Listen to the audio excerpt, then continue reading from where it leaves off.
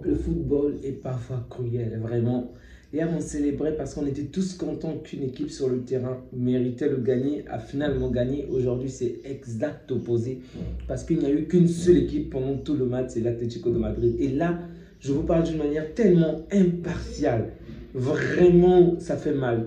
Parce que du bout en bout de ce match, l'Atlético a été largement au-dessus du Real. Dans tous les duels, dans toutes les batailles. Il n'y a aucun moment où tu te dis que le Real, bon, peut-être lorsque l'Anglais va commettre la faute, où tu te dis que finalement le Real va réussir encore à gagner, mais c'est frustrant, vraiment, c'est frustrant. C'est le seul sentiment que j'ai et Simeone est vraiment à féliciter, c'est un grand coach, il est très fort parce que alors que ton équipe a largement dominé l'adversaire, l'adversaire était apathique pendant tout le match. On a vu de quelle manière il y avait des embrouilles entre tous les joueurs du Real parce que pendant tout le match, ils n'ont rien fait. Ils sont sortis avec 2 tirs cadrés. Mbappé, 0 tir. Vinicius, 0 tir. Bellingham, je crois, 1 ou 0 tir. Tous ont été sous l'eau pendant tout le match. Et pourtant, le gars trouve la force en lui. Il trouve toute l'énergie nécessaire pour féliciter les supporters. Vraiment, Simeone m'a épaté. Bravo, bravo, bravo à Simeone. C'est un grand coach. Même si son équipe se fait éliminer aujourd'hui, j'ai énormément de respect pour lui. Tous ces joueurs qui étaient sur le terrain, ils étaient morts en fait. Ils n'en pouvaient plus. Ils étaient tristes. Qu'est-ce qui s'attendait à ce que ce match se termine de vrai? Bon, c'est vrai qu'une fois arrivé au penalty, bon, c'était plus en faveur du Real parce que les statistiques prouvent que généralement, lorsque vous commencez les tirs au but, l'équipe qui commence en première à tirer, c'est souvent elle qui gagne. Et on l'a encore vu aujourd'hui, tout comme hier avec le Paris Saint-Germain, première stat. Deuxième statistique, l'Atlético a participé à 12 tirs au but. Ils en ont gagné 6, ils ont perdu 6. Donc, une fois sur deux, cette équipe gagne. Tandis que de l'autre côté, on a un grand coach, il s'appelle comment déjà? Carlo Ancelotti qui en a fait 11. Il en a gagné 10 sur 11. Donc, toutes les statistiques étaient vraiment en faveur de l'Atlético, en faveur du Real Madrid. Mais cela n'empêche, ce match était quand même frustrant. Le résultat est vraiment frustrant et c'est pourquoi je me demande encore comment est-ce que Simeone a trouvé la force nécessaire, pardon, comment est-ce que Simeone a trouvé la force nécessaire pour encourager tout le monde à la fin du match, alors qu'on avait sifflé la fin et que son équipe est éliminée. Vraiment, c'est waouh, c'est vraiment fort. Vraiment, je le félicite. Il est vraiment à féliciter pour ce qu'il a fait. Et son équipe a pas démérité. Vraiment, ça me fait mal de voir ce Real aller loin. Et là, je ne dis même pas parce que je suis fan du Barça ou quoi que ce soit. Parce que du début jusqu'à la fin du match, si vous êtes fan du Real, à aucun moment vous êtes senti rassuré. Le Real a pris le but le plus tôt de toute la compétition, 30 secondes. Le Real n'a même pas existé un seul moment du match. À aucun moment. Peut-être un tout petit peu lors des prolongations. Et même là, l'Atlético faisait toujours le nécessaire. Mais une fois encore, le Real s'en sort. Évidemment, vous avez remarqué que je ne veux même pas parler du tir au but parce que la VAR a annulé expressément le but d'Alvarez. Mais en toute sincérité, je n'ai vu aucune vidéo où on voit un double touché. Ils ont plus de caméras que nous, ils ont plus de visibilité sur ce point. Peut-être qu'il y en a, mais jusqu'à présent, je ne comprends pas. Et ce qui est fou, c'est que j'ai vu le match sur Canal.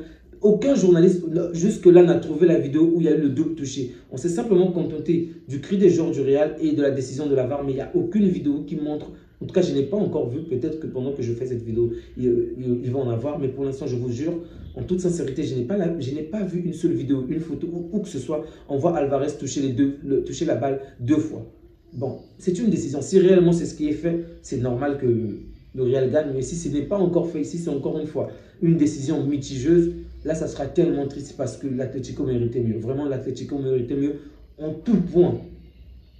Mais bon, ils n'ont pas réussi à marquer plus d'un but et ils ne peuvent que s'en vouloir, malheureusement. C'est ça également. Il faut marquer plus, il faut gagner, il faut marquer autant de buts que possible pour gagner. En fait, on a failli assister au même scénario contre le Real, comme celui du Real et l'Atlético. Mais c'est dur, c'est dur, c'est dur, c'est dur, c'est dur. Bref, la bonne nouvelle de la soirée pour nous qui sommes catalans, c'est que les deux équipes se sont données à fond. Elles ont vraiment joué pendant plus de 90 minutes, 120 minutes sur le terrain. Et ça, c'est une très bonne chose pour nous parce que la fatigue doit se manifester. On a vu de quelle manière tous ces joueurs-là avaient maintenant des crampes. Ils avaient mal, donc j'espère pour eux qu'ils ne vont pas récupérer toute l'énergie qu'il faut pour jouer contre nous le dimanche. Bon, Griezmann est sorti assez tôt. Je pense que Griezmann a quand même assez de temps pour récupérer. Mais pour les autres joueurs, que ça puisse être du côté du Real comme du côté de l'Atlético, parce qu'on va affronter l'Atlético de Madrid ce dimanche, mais le Real Madrid va également jouer contre un autre adversaire. Donc j'espère que les deux équipes vont être tellement épuisées que les adversaires de ces équipes-là vraiment vont les écraser, que les adversaires vont vraiment les écraser, que ça puisse être nous ou l'adversaire du Real. Donc on a toutes les armes en main, on a tout le bagage nécessaire en ce moment pour écraser cette équipe d'Atlético qui est mentalement épuisée, mentalement acculée. Ils vont certainement tout faire, ok, pour rester encore dans la course parce que c'est seulement le championnat qui reste à l'Atlético.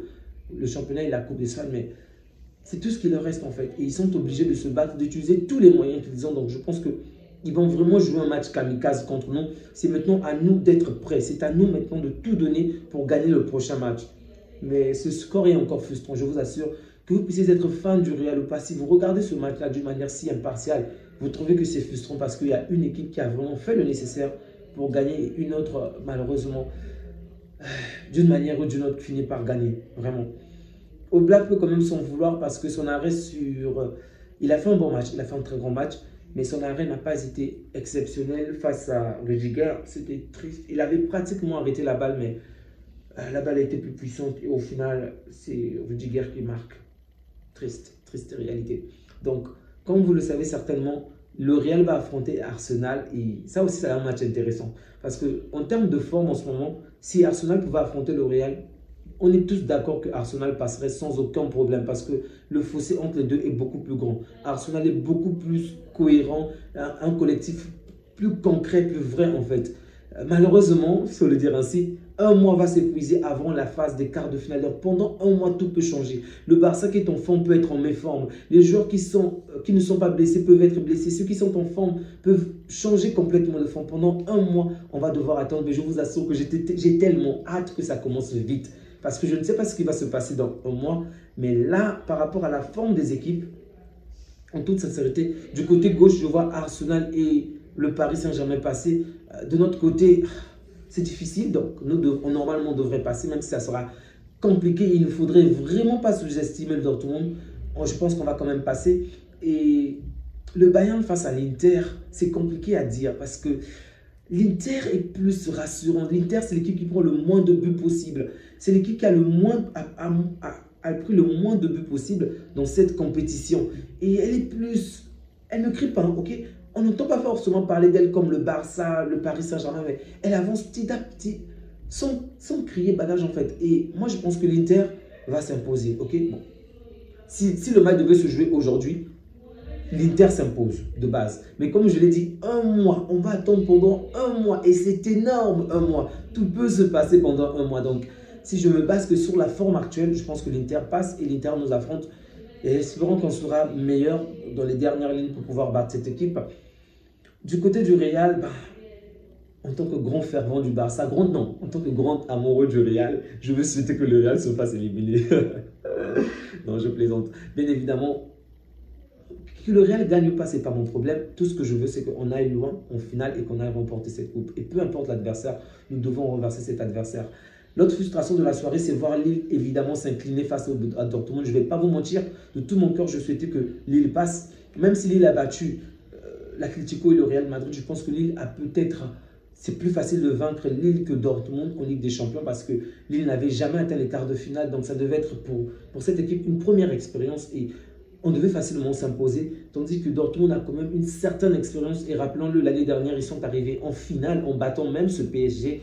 Donc je souhaitais vraiment que Lille passe, mais c'est Dortmund qui a finalement gagné. Un match où Dortmund était mené. Mais une fois que le score était en faveur de Lille, Dortmund a vraiment fait le nécessaire pour renverser la barre. Et je pense que les hommes de Genesio ont quand même été fautifs parce que, et même le coach l'a dit à la fin, ils ont vraiment voulu jouer cette carte d'égalité en fait. Okay? Déjà, ils ont voulu conserver le score. Ensuite, ils se prennent un but. Même si le penalty, je pense que c'est quand même sévère, mais c'est mérité. Il y a eu un tout petit contact, un léger contact du coup. Libre à l'arbitre de choisir. Mais bon, dans tous les cas, Lille s'est incliné alors que Lille menait 1-0 à domicile. Le match s'est terminé en faveur de Dortmund 2-1. Jonathan David, je ne sais pas mec, si tu voulais venir au Barça, c'est dans ce genre de match que tu dois marquer. Et il y a des moments où il se procure des occasions, il n'était pas totalement foutu. Parfois c'est la balle qui venait vers lui alors qu'il était mal positionné. Mais C'est dans ce genre de match que tu dois marquer les esprits pour que ton nom reste, pour que le Barça se souvienne de toi. Et dans ce genre de match, tu as marqué un but, c'est bien, mais tu pouvais faire plus aujourd'hui avec les occasions que l'on t'a données. Vraiment, tu pouvais faire plus, Jonathan. Dans tous les cas, j'ai vraiment hâte. J'ai vraiment hâte que l'on affronte Dortmund et que l'on se qualifie. Ça serait très chaud et j'espère pouvoir avoir du temps pour faire d'autres vidéos sur d'autres sujets très intéressants, les amis. Prenez bien soin de vous ainsi que des vôtres et que Dieu vous garde. Ciao.